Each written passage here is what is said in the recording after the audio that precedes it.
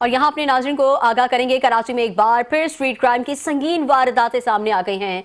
Jail चौरंगी के करीब motorcycle सवार डाकू 62 लाख रुपए लूटकर फरार हो गए हैं। पुलिस के मुताबिक फायरिंग के दौरान एक बेगुनाह राहगीर शदीद जख्मी भी हुआ, जिसे फौरी तौर पर जिना अस्पताल मुंतकिल कर दिया गया है। अहम खबर देने अपने नाजरीन को, कराची में एक बार फिर स्ट्रीट क्राइम की संगीन वारदातें सामने आ रही हैं। इस वक्त हमें ज्वाइन किया है chief crime reporter Faizan Khanzada ने।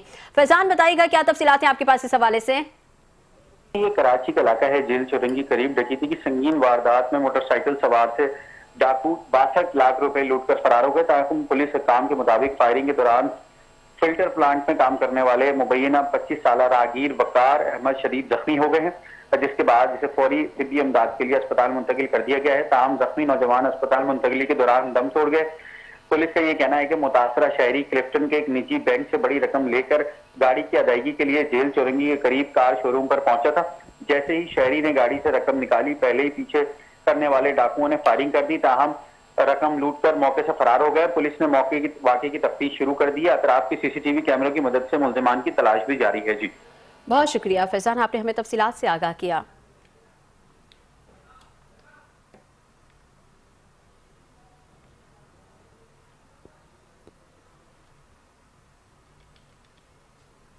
अपने नाजरीन को बता रहे थे कि कराची में एक बार फिर स्ट्रीट क्राइम की संगीन वारदातें सामने आ गई हैं। जेल चौरंगी के करीब मोटरसाइकिल सवार डाकू 62 लाख रुपए लूटकर फरार हो गए हैं। पुलिस के मुताबिक फायरिंग के दौरान एक बेगुनाह राहगीर शदीद जख्मी भी हुआ, जिसे फौरी तौर पर जिला अस्पताल मुंतकिल कर दिया गया।